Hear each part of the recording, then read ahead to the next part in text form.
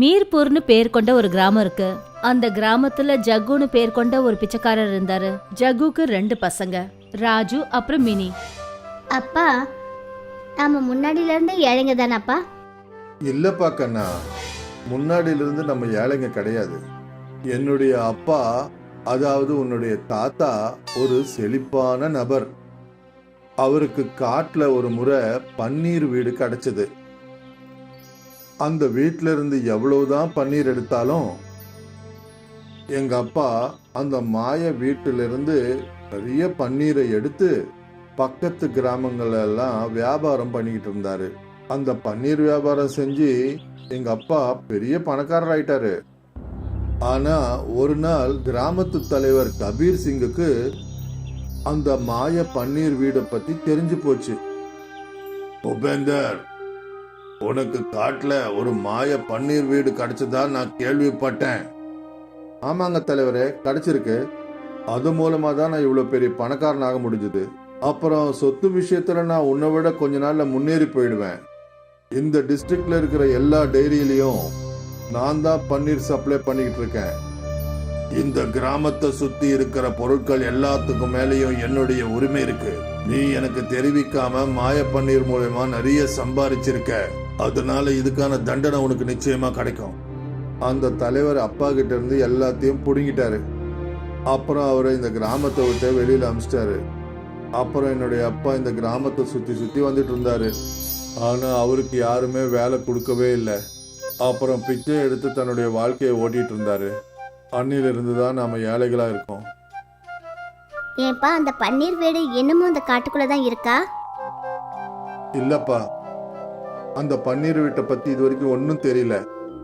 தலைவர் அந்த பன்னீர் வீட்டில இருந்து பன்னீர் எடுக்க போனப்ப அந்த வீடே மறைஞ்சு போச்சு. அப்பத்துல இருந்து அந்த பன்னீர் வீடை பத்தி எதுவுமே தெரியல. ஒவ்வொரு சமயத்துல ஜக்குவோட குடும்ப நிலைமை ரொம்பவே மோசமாயிடும். அப்பா, இன்னைக்கு ராஜுவுக்கு உடம்பு சரியில்லை. நாங்க 2 பேரும் 2 நாளா எதுவுமே சாப்பிடலப்பா. ஏதாவது சாப்பிட்றதுக்கு எடுத்துட்டு வாங்க. சரிடா கண்ணா, நான் யார் வீட்டுக்காவது போய் ஏதாவது கேட்டு வாங்கிட்டு வரேம்மா. அன்னைக்கு கிராமத்துல வீடு வீடா ஜக்கு சுத்திட்டு இருந்தாரு. ஆனா அவருக்கு யாருமே எதுவும் கொடுக்கல. ஜக்கு அந்த தலைவர் வீட்டுக்கு போனப்ப அப்பதான் ஜக்குவுக்கு அவங்க வீட்டுக்குள்ள இருந்து நல்ல சுட சுட பரோட்டாவோட வாசனை வந்தது. தலைவரையா, கொஞ்சம் கதவை தரங்களேன். நான் தான் ஜக்கு வந்திருக்கேன். என் குழந்தைங்களுக்கு உடம்பு சரியில்லை, பசியோட இருக்காங்க. அவங்களுக்கு சாப்பிட ஏதாவது கொடுங்கய்யா. ஜக்கோ, மறுபடியும் நீங்க வந்துட்டியா? இங்க இருந்து ஒழுங்கா போயிடு. இல்லைன்னா என்னுடைய வேலைக்காரங்களை கூப்பிட்டு உன்னை கழுத்தை பிடிச்சி தள்ளிட சொல்லிடுவேன். உன்னை இந்த கிராமத்துல இருக்க விட்டனே, அதுவே என்னுடைய பெருந்தன்மை நினைச்சுக்கோ. தலைவர் தன்னோட வீட்டு வேலையாட்களை அனுப்புறதுக்குள்ள ஜக்கு ரோட்ல ஒரு மூலையில போய் உட்காந்துக்கிட்டாரு. கொஞ்ச நேரத்துக்கு அப்புறம் தலைவர் தன்னோட வீட்டுக்கு பூட்டு போட்டுட்டு தன்னோட ஆளுங்களை கூட்டிக்கிட்டு எங்கேயோ போயிட்டாரு. ஜக்கு யோசிச்சாரு, தன்னோட குழந்தைங்களுக்காக சாப்பாட்டை திருடணும்னு முடிவு பண்ணிட்டாரு. சுவர் ஏறி குதிச்சு ஜக்கு தலைவர் வீட்டுக்குள்ள நுழைஞ்சிட்டாரு. அவர் 5-6 பரோட்டாவை திருடிக்கிட்டு அங்கேருந்து வெளியே வந்தாரு. அன்னைக்கு அந்த பரோட்டாவை ஜக்குவோட குடும்பம் வயிறார சாப்பிட்டுச்சுங்க. மத்தியான நேரத்துல கிராமமே வெறிச்சோடு போய் இருந்தப்ப ஜக்குவும் அவரோட குழந்தைங்களும் தூங்கிட்டு இருந்தாங்க. அப்ப திடீர்னு யாரோ ஜக்குவோட வீட்டு கதவை உடைச்சிட்டாங்க. ஜக்குவும் அவரோட குழந்தைங்களும் பயந்து போய் நடுங்க ஆரம்பிச்சிட்டாங்க. வாசல்ல தலைவரும் அப்புறம் அவருடைய ஆட்களும் கையில கம்போடு நின்றுட்டு இருந்தாங்க. ஜக்கு, உனக்கு திமிரு அதிகமாயிடுச்சா? நீ என் வீட்டுக்குள்ள நுழைஞ்சு திருடி இருக்க. நீ செஞ்ச வேலை எல்லாத்தையும் நான் சிசிடிவி கேமரால பார்த்துட்டேன். ஏய், 2 பேரும் போய் ஜக்குவை நல்லா அடிச்சு வெளுத்துங்க. இவங்க 3 பேரையும் இந்த கிராமத்தை விட்டு துரத்துங்க. இப்படி சொல்லிட்டு தலைவர் அங்கிருந்து கிளம்பி போனாரு. தலைவரோட ஆட்கள் ஜக்குவை ரொம்ப மோசமா அடிக்க ஆரம்பிச்சாங்க. ராஜுவுக்கும் மினிக்கும் தன்னோட அப்பா இந்த மாதிரி அடி வாங்கறத பார்க்க முடியல. 2 பேரும் அவங்கவுங்க உண்டிகோலை எடுத்தாங்க. தலைவரோட ஆட்களோட தலையில உண்டியல்ல கல்லை வச்சு அடிச்சாங்க. 2 பேரும் அவங்க நெத்தியில கையை வச்சுக்கிட்டு உட்காந்துட்டாங்க. அப்பா, சீக்கிரம் வாங்க, ஓடி போயிடலாம். அதுக்கப்புறம் அவங்க 3 பேரும் காட்டை நோக்கி ஓடினாங்க. தலைவரோட 2 ஆட்களும் அவங்க பின்னாடியே ஓடினாங்க. ஜக்கு, நீ எது வரைக்கும் ஓடுறான்னு பாக்குறோம். உன்னையும் உன் பசங்களையும் நான் சும்மா விட மாட்டேன்.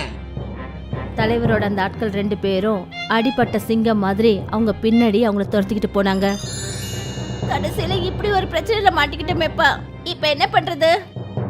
ஜக்கு என்ன நினைச்சாருன்னா, அவரும் அவங்க பிள்ளைங்களும் அவங்க கிட்ட இருந்து தப்ப முடியாதுன்னு நினைச்சாரு. அப்பதான் திடீர்னு ஜக்குவுக்கும் அவரோட பசங்களுக்கும் பன்னீர் வீடு அவங்க கண்ணுக்கு தெரிஞ்சது.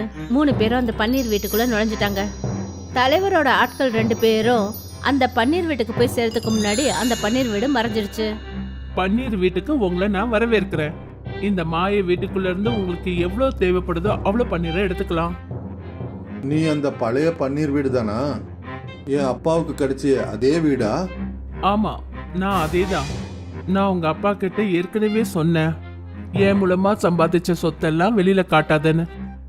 அப்படி என்னை பத்தி யாருக்காவது தெரிஞ்சதுன்னா நான் மறைஞ்சு போயிடுவேன்னு சொன்னேன். ஆனா உங்க அப்பா நான் சொன்னதை கேட்கவே இல்லை. கடைசியில் அந்த ஊர் தலைவருக்கு என்னை பத்தி தெரிஞ்சு போச்சு. வேற வழி இல்லாம நானும் மறைய விடுதாயிடுச்சு. உங்க அப்பா செஞ்ச அதே தப்ப தயவு செஞ்சு நீங்களும் செஞ்சிடாதீங்க. மாட்டேன். அந்த மாதிரி தப்ப நான் நிச்சயமா செய்ய மாட்டேன். அப்புறம் உன்னை பத்தி நான் யாருக்கும் சொல்ல மாட்டேன். ஆனா நான் ஒருவேளை யாருக்கும் சொல்லாம உன்னை பத்தி தெரிஞ்சு போச்சுன்னா என்ன ஆகும்? அந்த கவலையை விடு, அது எல்லாத்தையும் நான் பாத்துக்கிறேன். எல்லாத்துக்கும் முன்னாடி ஜக்குவும் அவரோட பசங்களும் வயிறார பன்னீரை சாப்பிட்டாங்க. பன்னீர் ரொம்ப சுவையா இருக்குங்கப்பா. அது எப்படி இருக்குதுன்னா வெண்ணிலா ஃப்ளேவர் கொண்ட ஐஸ்கிரீமை பாலில் போட்டு சாப்பிட்ற மாதிரி இருக்கு. குழந்தைங்களா, நாளையில இருந்து நாம போய் பன்னீர் விற்கலாம். ஆனா நாம கண்ணு முன்னு தெரியாம வியாபாரம் பண்ணக்கூடாது. நமக்கு எவ்வளவு தேவைப்படுதோ அந்த அளவுக்கு தான் நாம வியாபாரம் பண்ணணும். அங்க தலைவர் கோவத்துல பைத்தியமாக இருந்தாரு. நீங்க 2 பேரும் என்னுடைய பேரை மண்ணோட மண்ணாக்கிட்டீங்க. 2 பேரும் நல்லா அடி வாங்கி இங்க வந்திருக்கீங்க. கேட்டா சொல்றீங்க அவங்க 3 பேரும் காட்டுல திடீர்னு காணாம போயிட்டாங்கன்னு. இப்போ நான் ரங்காவையும் முன்னாவையும் அனுப்ப வேண்டியதா இருக்கு. தலைவர் அவரோட ஆட்களை காட்டுக்கு வெளியில காவல் காக்க வச்சாரு. தலைவரோட ஆட்கள் பார்த்தாங்க, அதாவது ஜக்கு, ராஜு அப்புறம் மினி தினமும் பன்னீரை எடுத்துக்கிட்டு மார்க்கெட்டுக்கு விற்க போறாங்க. அவங்க இந்த விஷயத்த தலைவர்கிட்ட போய் சொன்னாங்க. போன தடவை அந்த பன்னீர் வீடு எப்போ எங்க மறைஞ்சதுன்னு தெரியல. இந்த முறை என்ன ஆனாலும் சரி, அது எனக்கு வேணும். மறுநாள் ஜக்குவோட குடும்பம் காட்டை விட்டு வெளியே வந்தபோது தலைவர் அவங்கள பிடிச்சிட்டாரு. அப்புறம் 3 பேரோட கையையும் கட்டிட்டாரு. இப்ப நீங்க யாரும் எதுவும் பேசாம என்ன அந்த பன்னீர் வீட்டு வரைக்கும் கூட்டிட்டு போங்க. அப்புறம் நான் உங்களை பண்ற விதம் இருக்கே, அப்புறம் உங்க முகத்தையே நீங்க அடையாளம் கண்டுக்க முடியாது. ஜக்கு, ராஜு அப்புறம் மினி தலைவரை மணிக்கணக்கா சுத்த வச்சாங்க. ஆனா அந்த பன்னீர் வீடு இருக்கிற இடத்துக்கு அவங்க போவே இல்லை. ஜக்கு, ரொம்ப நேரம் ஆயிடுச்சு. அநேகமா நீ என்கிட்ட தந்திரங்கள் பண்றன்னு நினைக்கிறேன். வேலையாட்களே, இவனுடைய குழந்தைங்களை ஆழமான கணத்துக்குள்ள தூக்கி போடுங்க. வேண்டாம் வேண்டாம் வேண்டாம், அந்த மாதிரிலாம் எதுவும் செய்யாதீங்க. நான் உங்களை கூட்டிட்டு போறேன். கடைசியில ஜக்கு தலைவரை பன்னீர் வீட்டுக்கு கொண்டு போனாரு. அப்போ இதுதான் பன்னீர் வீடா? இங்க பாருங்க, அவங்க 3 பேரையும் மரத்துல கட்டி போடுங்க. நான் பன்னீர் வீட்டுக்குள்ள போய் சுத்தி பார்க்க போறேன். 3 பேரும் உள்ள போன உடனே எக்கச்சக்கமான பன்னீர் அவங்க மேல விழுந்துடுச்சு. தலைவரும் அவரோட ஆட்களும் அந்த பன்னீருக்கு அடியில மாட்டிக்கிட்டாங்க. யாராவது என்ன காப்பாத்துங்க, யாராவது என்ன வெளியில எடுங்க. என்னால மூச்சு விட முடியல, என் மூச்சு நின்னுடும் போல இருக்கு. இங்க பாரு தலைவரே, முதல்ல எனக்கு வாக்கு கொடு. இனிமே ஜக்குவோட குடும்பத்தை கஷ்டப்படுத்த மாட்டேன்னு சொல்லு.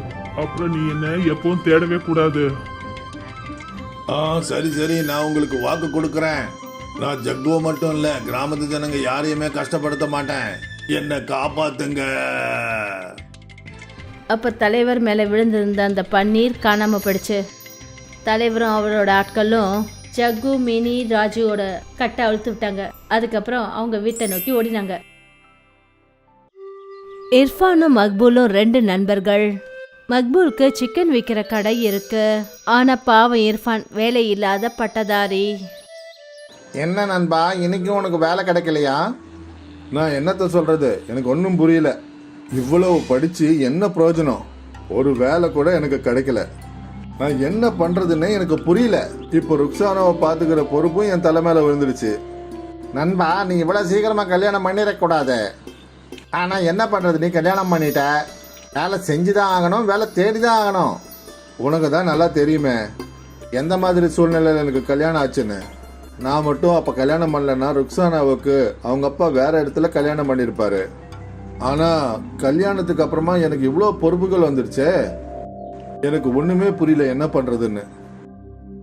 அட இர்ஃபான், உனக்கு ஷவர்மா பண்ணுறது தெரியும்ல? ஆ, நீ ஏன் ஷவர்மா கடை வைக்கக்கூடாது? கடை வைக்கணும்னா அதுக்கு பணம் தேவைப்படுவேன்ப்பா. அதுக்கு நான் எங்கே போவேன்? நான் இருக்கேன்ல, நான் உனக்கு கடன் தரேன். உன் பிசினஸ் நடக்க நடக்க எனக்கு கொடுத்துரு. அதுவும் சரிதான். இர்ஃபான் சந்தோஷத்தோட வீட்டுக்கு போனான். அப்புறம் ருக்ஸானா கிட்ட எல்லா விஷயத்தையும் சொன்னான். அல்லாவுக்கு நன்றி, உங்களுக்கு ஏதோ ஒரு வழி கிடைச்சதே.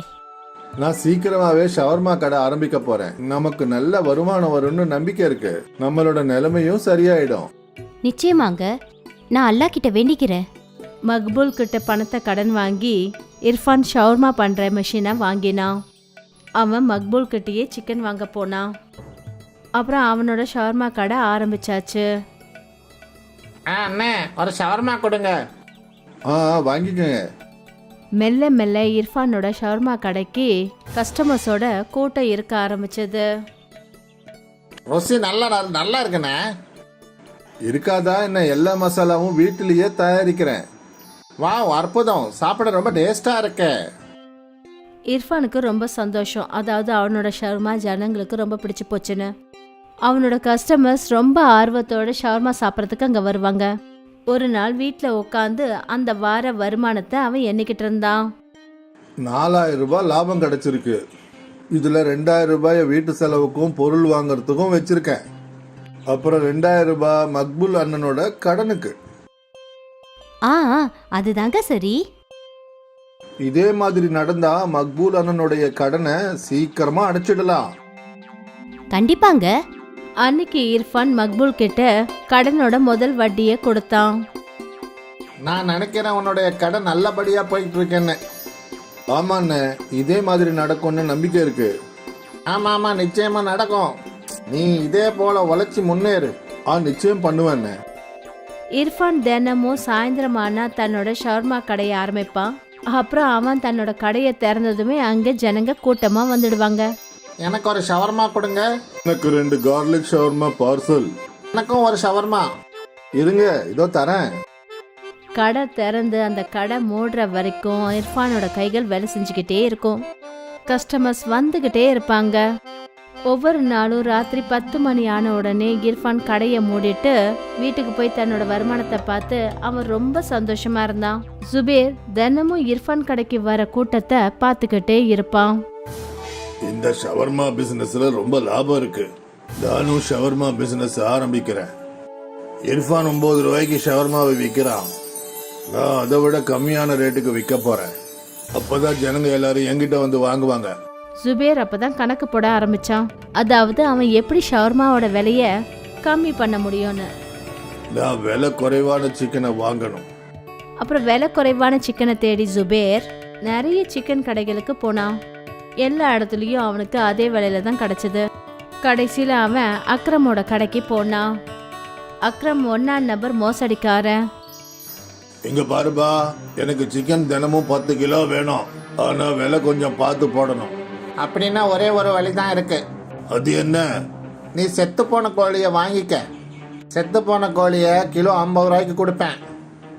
ஆனா செத்து போன கோழியால எந்த பிரச்சனையும் வராத.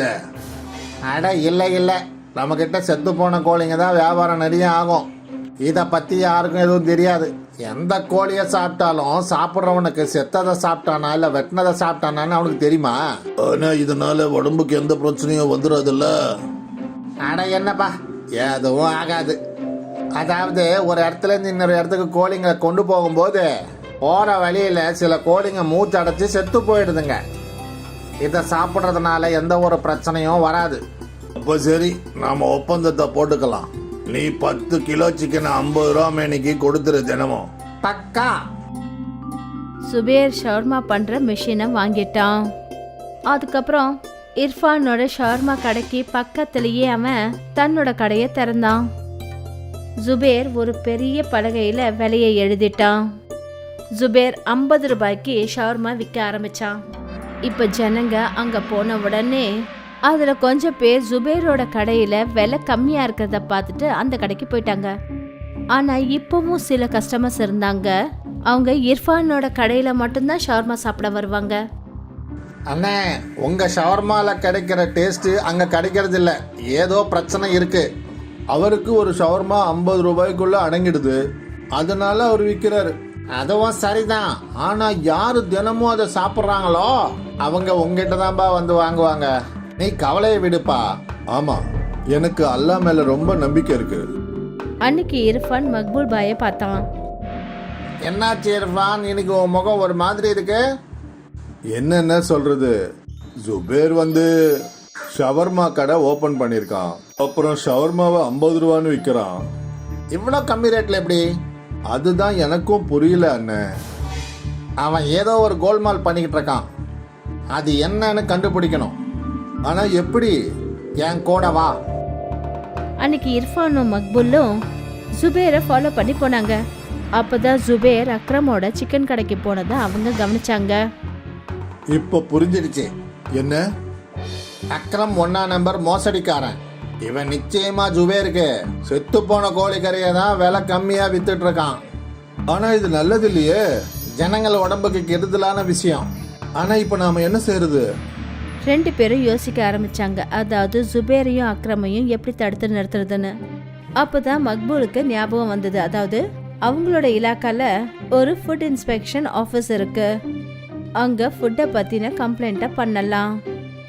நாம ஃபுட் இன்ஸ்பெக்டர் ஆபீஸருக்கு போய் கம்ப்ளைண்ட் கொடுப்போம். சரிண்ணா. இர்ஃபானும் மக்பூலும் ஃபுட் ஆஃபீஸ் போனாங்க. அப்புறம் அவங்க அங்க பெரிய ஆஃபீஸர்கிட்ட ஜுபேரோட மோசடியை பத்தி கம்ப்ளைண்ட் பண்ணாங்க. நாம ஷவர்மாவை சோதனை செய்யணும். ஜுபேரோட ஷார்மா கடைக்கு ஃபுட் ஆஃபீஸர் வந்தாங்க. அப்புறம் அந்த கடையில் இருந்த சிக்கனையும் ரொட்டியையும் டெஸ்ட் பண்ணாங்க. சார் ஏதாவது செட்டில்மெண்ட் பண்ணிக்கலாம். நீ ஜனங்களோட உயிரோட விளையாடிக்கிட்டு இருக்க, எங்களுக்கு லஞ்சம் வேற கொடுக்க போறியா? ஆஃபீஸர்ஸ் சாம்பிளை எடுத்தாங்க. அப்புறம் டெஸ்ட் பண்ணாங்க. சார், இந்த சிக்கன் சாப்பிட்றதுக்கு லாக்கி இல்லை. இதை சாப்பிட்றதுனால உடல்நிலை ரொம்ப மோசமாயிடும். இவனை போலீஸ்ல ஒப்படைச்சிடுங்க. போலீஸ் ஜுபேரை அரெஸ்ட் பண்ணிட்டாங்க. அதுக்கப்புறம் அக்ரமையும் அவங்க கைது பண்ணாங்க. எல்லாருக்கும் ஜுபேரோட மோசடித்தனம் தெரிஞ்சு போச்சு. அப்புறம் மறுபடியும் ஒரு முறை நேர்மையான இர்ஃபானோட கடைக்கு ஜனங்க திரும்பி வந்தாங்க. இர்ஃபானோட கஷ்டங்களும் குறைய ஆரம்பிச்சது. அப்புறம் பேராசை பிடிச்ச ஷவர்மாக்காரன் ஜுபேருக்கு அவன் செஞ்ச தவறுக்கான தண்டனை கிடைச்சது. எப்போ ஞாபகம் வச்சுக்கோங்க, எந்த ஒரு பொருளும் விலை ரொம்ப குறைவா இருந்துச்சுன்னா அது நல்லது கிடையாது. லக்கன்பூருங்கிற ஒரு கிராமத்துல சுஷ்மா தன்னோட பசங்க அப்புறம் கணவர் ராம்துலார் கூட வாழ்ந்துகிட்டு இருந்தா. சுஷ்மாவோட கணவர் ஒரு மாற்றுத்திறனாளின்றதுனால குடும்ப பொறுப்புகளை எல்லாத்தையுமே சுஷ்மா தான் எடுத்துக்கிட்டா. இதனால குடும்பத்தை பாத்துக்கிறதுக்காக அவ தன்னோட நாத்தனார் பையனான கரனோட சேர்ந்து ஜிலேபி கடையை நடத்திக்கிட்டு இருந்தா. கரண் ஒரு சண்டைக்காரன், அப்புறம் தந்திர புத்திக்காரனும் கூட. அவன் எல்லார் கூடயும் சண்டை போட்டுட்டு இருப்பான். அதோடவே எப்பவுமே கோவமா இருப்பான். அவன் எப்படியாவது தன்னோட மாமாவோட சொத்தை அடையணும்ட்டு ஆசைப்பட்டுட்டு இருந்தான். கரண் கண்ணா, நீ கொஞ்சம் கடையை திறந்துரு, நான் வேற வேலையில பிஸியா இருக்கேன். நான் எந்த வேலையும் பண்ண போறதில்ல. என்னோட அத்தையா இருந்துட்டு என்னை வேலை செய்ய வைக்கிறீங்களா? உங்களுக்கு இது தப்பா தெரியல? நான் என்ன உன்னை கல்லா உடைக்க சொன்னேன்? கடையை மட்டும்தானே திறக்க சொன்னேன், அது பெரிய வேலையா? கரண் ரொம்பவே கோவமா கடையை திறக்கிறதுக்காக கிளம்பினான். அண்ணே, எனக்கு ஜலேபியோட தயிரும் கொடுங்க. இது உங்களோட 3வது தடவை என்கிட்ட தயிர் கேக்குறீங்க. கிளம்புங்க, என்னால கொடுக்க முடியாது. அப்போ நீ என் கூட சண்டை போட நினைக்கிறியா? நீ தினமும் இப்படிதான் செஞ்சிட்டு இருக்க. அவங்க 2 பேரும் இப்படி சண்டை போட்டுட்டு இருக்கும் போதே அந்த இடத்துக்கு சுஷ்மா வந்தா. ஆண்டி, இவன் என் கூட எப்படி சண்டை போட்டுட்டு இருக்கான்னு பாருங்க. இங்க தங்குறது சுத்தமா வேஸ்ட். நான் கிளம்புறேன். நான் இங்க தங்க போறது இல்ல. கரண் சண்டை போட்டுட்டு அங்கிருந்து கிளம்பி போயிட்டான். அன்னைக்கு நாள் முழுக்க சுஷ்மா தனியாவே கடையை நடத்தினான். இதனால ரொம்பவே சோர்வடைஞ்சு வீட்டுக்கு போனதுமே தன்னோட கணவர்கிட்ட நடந்ததை எல்லாத்தையும் சொன்னான். நீங்க அவனுக்கு புரிய வைங்க. எனக்கு தெரியும் சுஷ்மா, நான் ஒரு தடவை அவன்கிட்ட பேசி பாக்குறேன். செய்யுங்க, அந்த வேலை சீக்கிரமா செய்யுங்க. நாளுக்கு நாள் அவனோட நடவடிக்கை கெட்டுதான் போயிட்டு இருக்கு. ராம்துலார் கரண் கிட்ட பேசுறதுக்காக அவனை கூப்பிடலான்ட்டு நினைச்சிட்டு இருக்கும் போதே கரண் அந்த நடுராத்திரி வேளையில தன்னோட ஃப்ரெண்ட்ஸோட ஜாலியா இருக்கிறதுக்கு போயிட்டு இருந்தான். நான் என்னோட பங்கை சாப்பிட்டுட்டேன். நான் என் ஃப்ரெண்டு வீட்டில் போய் இன்னைக்கு நைட்டு ஃபுல்லாக பார்ட்டி பண்ண போகிறேன். நான் நாளைக்கு காலையில் வந்துடுவேன், இல்லாட்டி நாளைக்கு சாயந்தரம். என்னை பற்றி எதுவும் கவலைப்பட வேணாம். பாத்தீங்களாங்க, இன்னைக்கும் நான் தான் கடையை திறந்தேன், அப்புறம் நாளைக்கும் நான் தான் கடையை திறந்தாகணும். அடுத்த நாள் நடுராத்திரி நேரத்துல கரண் வீட்டுக்கு வந்தான். அதுவும் தன்னோட மாமாவோட சொத்து பத்திரங்கள் மேல அவரோட கையெழுத்தை வாங்கறதுக்காக தான் வந்தான். மாமா, இதை பிடிங்க, இதில் ஒரு சைனை போடுங்க. இது என் காலேஜ் ரிசல்ட் கார்டு. ஓ மகனே, கொண்டு வா, என் கைரேகையை அதில் வைக்கணும். அதே நேரத்துல அந்த இடத்துக்கு சுஷ்மா வந்துட்டா. அவ தன்னோட கணவரோட கையில இருக்கிற சொத்து பத்திரங்களை பார்த்துட்டா. இருங்க, என்ன பண்ணிட்டு இருக்கீங்க நீங்க? கரண் காலேஜ் ரிசல்ட் கார்டில் என் கைரேகை வைக்கிறேன். இது காலேஜோட பேப்பர்ஸ் இல்லைங்க, இது நம்ம வீட்டு சொத்து பத்திரங்களுங்க. நீ என்ன சொன்ன? நீங்கள் லேட்டாக வந்திருந்தீங்கன்னா நானே சைடாக போட்டிருப்பேன். இதனால சுஷ்மாவும் ராம்துலாரும் கரணோட இந்த நடவடிக்கைனால ரொம்பவே வெறுத்து போயிட்டு அவனை அவங்களோட வீட்ல இருந்தே விரட்டிட்டாங்க. அப்புறம் சுஷ்மா தனியாளாவே ஜலேபி கடையை நடத்திக்கிட்டு இருந்தா.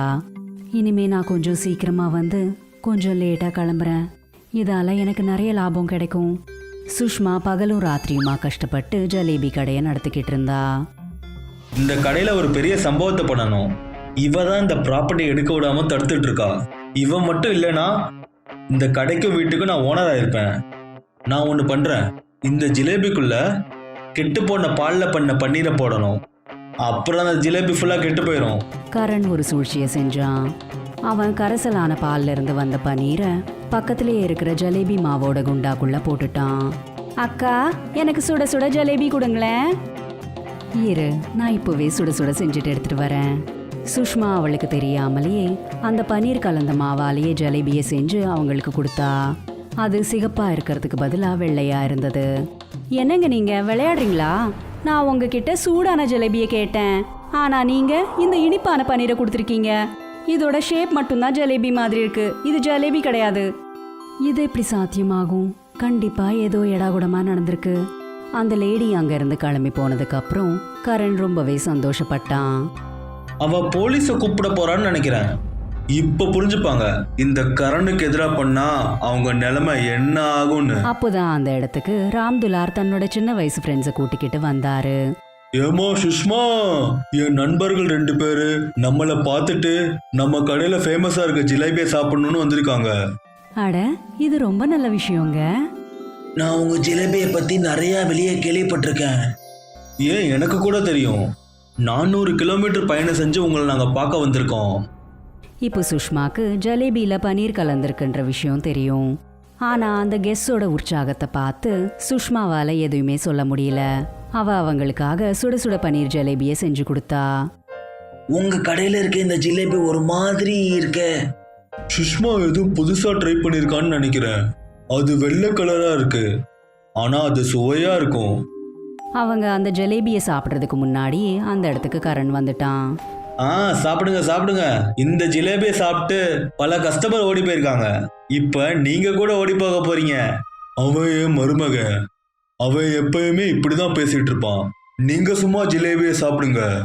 அப்புறம் ராம்துலாரோட சின்ன வயசு ஃப்ரெண்ட்ஸு அந்த ஜலேபியை சாப்பிட்டதுமே அந்த பன்னீர் கலந்த ஜலேபியை சாப்பிட்டு அவங்க அப்படியே உறைஞ்சு போயிட்டாங்க. அப்புறம் இப்படி சொன்னாங்க, சூப்பர் சிஸ்டர், இந்த ஜிலேபி சூப்பரா இருக்கு. இது ஜிலேபி மாதிரி இல்லாம ரசமலாய் மாதிரி இருக்கு. இந்த ஜிலேபியோட டேஸ்ட் ரொம்ப நல்லா இருக்கு. இன்னில இருந்து இந்த ஐட்டத்தோட பேரை மாத்தி பன்னீர் ஜிலேபின்னு வச்சிருங்க. அப்புறம் பாருங்க சேல்ஸ் எப்படி போகுதுன்னு. என்ன, நிஜமாவா? இது எப்படி நடந்திருக்குன்னு எனக்கு தெரியாது. நீங்க என்ன சொல்றீங்க? இது உண்மையிலே நல்லா இருக்கா? அவங்க சொன்னதை எதையுமே கரனால நம்ப முடியல. அப்புறம் உடனே அவன் அந்த பன்னீர் கலந்த ஜலேபியை எடுத்து சாப்பிட்டான். அந்த பன்னீர் ஜலேபி அவனுக்கு ரொம்பவே பிடிச்சு போச்சு. ஐயோ, இது உண்மையிலே நல்லா இருக்கே. ஆனா அவங்கள எதுக்கு பாராட்டுறீங்க? இந்த பன்னீர் ஜிலேபியை நான் தான் பண்ணேன். இதுல பன்னீரை கலந்து நான் பன்னீர் ஜிலேபி ரெடி பண்ணேன். எப்படி சூப்பரா பண்ணிருக்கேன் பாத்தீங்களா? சுஷ்மாக்கு எல்லா விஷயமும் புரிய வந்தது. அவ இப்படி சொன்னா, எங்க ஜலேபி கடை ஒரேடியா க்ளோஸ் ஆயிரணும்ட்டு நீ நினைச்சல, அப்புறம் நாங்க ரோட்ல வந்துடணும்ட்டு நினைச்சல. சுஷ்மா, நம்ம விருந்தாளிகளுக்கு முன்னாடி நம்ம இதெல்லாம் பேசக்கூடாது. அந்த 2 ஃப்ரெண்ட்ஸும் அங்கேருந்து கிளம்பினதுமே கரண் தன்னோட மாமா ராம்துலார் கிட்ட இப்படி சொன்னான். மாமா, சொத்துல கொஞ்சம் கூட என் பேர்ல எழுதி வைக்கலையே. என் ஆசை என்னன்னா இந்த கடையை என் பேர்ல மாத்தி எழுதிருங்க. அதுக்கப்புறம் பன்னீர் ஜிலேபியை ஃபுல்லா போட ஆரம்பிச்சிடுறேன். உனக்கு இந்த கடையை கொடுக்கறதுக்கு எங்களுக்கு எந்த ஆட்சேபனையும் இல்லை. ஆனால் இந்த கடையை உன்னால சரியா நடத்த முடியுமா? நீங்க அதை பத்தி ஒண்ணு கவலைப்பட வேணாம். ஒருவேளை இந்த கடை சரியா போகலன்னு நீங்க நினைச்சீங்கன்னா இந்த கடையை நீங்களே திரும்ப எடுத்துக்கோங்க. சரி மருமகனே, நாங்க அப்படியே பண்ணிடுறோம். கரண் பகலும் ராத்திரியுமா கஷ்டப்பட்டு தன்னோட பன்னீர் ஜலேபி கடையில் வேலை செஞ்சுக்கிட்டு இருந்தான். ஆனால் எந்த ஃப்ரெண்ட்ஸு கூட கரண் பொறுக்கித்தனமாக சுற்றிக்கிட்டு இருந்தானோ அந்த ஃப்ரெண்ட்ஸுக்கு கரண் இப்படி முன்னேறிட்டு இருக்கிறது சுத்தமாகவே பிடிக்கல. அந்த க்ளோஸ் ஃப்ரெண்ட்ஸில் ஒருத்தன் கரண் கிட்ட இப்படி சொன்னான். வா கரண், நம்ம போகலாம். நான் உன் கூட வர மாட்டேன். என் கடையை நான் பார்த்துக்கணும். மாமா அத்தை என்னைய நம்பி இந்த கடையை ஒப்படைச்சிருக்காங்க. கரண் அவங்க சொன்னதை எதையுமே கேட்டுக்காததுனால அவனோட ஃப்ரெண்ட்ஸுக்கு அவன் மேலே கோபம் வந்துருச்சு. அப்புறம் அவங்க 2 பேரும் பழி வாங்கணும்ட்டு நினச்சாங்க. அவங்களில் ஒருத்தன் ஒரு மந்திரவாதி கிட்ட போய் அவரை கரணோட கடையில் சூனியத்தை செய்ய சொன்னான். அப்புறம் ஒரு நாள் கரண் கடையில் இல்லாத நேரமாக பார்த்து அந்த மந்திரவாதி கொடுத்த தாயத்தை யாருக்குமே தெரியாமல் கரணோட கடையில் வச்சுட்டு வந்துட்டான். இப்ப நடக்க போற கூத்த பாரு. நாங்க 2 பேரும் தானே உருப்படாம இருந்தோம், அவன் மட்டும் உருட்டுவானா? என்னது இது தாயத்து? சுஷ்மா இங்க வச்சிருக்கான்னு நினைக்கிறேன். இந்த தாயத்தை என் கையில கட்டிக்க போறேன். ராம்துலார் அந்த தாயத்தை தன்னோட கையில் கட்டிக்கிட்டதுமே அவர் உடனே அந்த வீல் சேர்ல இருந்து எந்திரிச்சாரு. அதாவது அந்த சூனியத்தினால ராம்துலார் பூர்ணமாக குணமாயிட்டாரு. இனி அவர் மறுபடியும் நடக்க ஆரம்பிச்சிட்டாரு. என்னது இது? நான் நடந்துட்டு இருக்கேன், என் கால் சரியாயிருச்சு. இந்த தாயத்து ரொம்ப சக்தி வாய்ந்ததா இருக்கும் போலயே. கடவுளே, ரொம்ப ரொம்ப நன்றி கடவுளே. அங்கேயே தூரத்துல நின்றுட்டு இருக்கிற கரணோட ஃப்ரெண்டு இதை எல்லாத்தையும் பார்த்துக்கிட்டு இருந்தான். அவன் இதை பார்த்து ரொம்ப ஷாக் ஆயிட்டான். உடனே அவன் மந்திரவாதி கிட்ட போய் சொன்னான். அப்போ அந்த மந்திரவாதி இப்படி சொன்னாரு. நீ எப்படி அப்படி நினைக்கலாம்? உன்ன மாதிரி கெட்ட எண்ணம் உடையவங்களுக்கு நான் எப்படி உதவி செய்வேன்? அது பல வருடங்களுக்கு முன்னாடி நடந்தது. அந்த கடையில வேலை செஞ்ச ஒரு பொண்ணு எனக்கு ஜிலேபியா கொடுத்து என் வயிறை நிரப்பிருச்சு. அதனாலதான் நான் அவங்களுக்கு உதவி செஞ்சேன். யாரெல்லாம் அந்த கடையில இருந்து பன்னீர் ஜிலேபி சாப்பிடுறாங்களோ எந்த நோய் நொடியும் இல்லாம எப்பயுமே ரொம்ப சந்தோஷமா இருப்பாங்க. தயவு செஞ்சு என்னை மன்னிச்சிருங்க பாபா. என்னோட இதயமெல்லாம் விஷமா இருந்துச்சு. அப்புறம் நடந்ததும் அப்படிதான். கரணோட பன்னீர் ஜலேபி கடை ரொம்ப நல்லா ஓட ஆரம்பிச்சது. கரணோட இந்த உழைப்பை பார்த்து அவனோட அத்தை மாமாவும் ரொம்பவே சந்தோஷப்பட்டாங்க. இனி எல்லாருமே சேர்ந்து ரொம்பவே சந்தோஷமா வாழ்ந்தாங்க.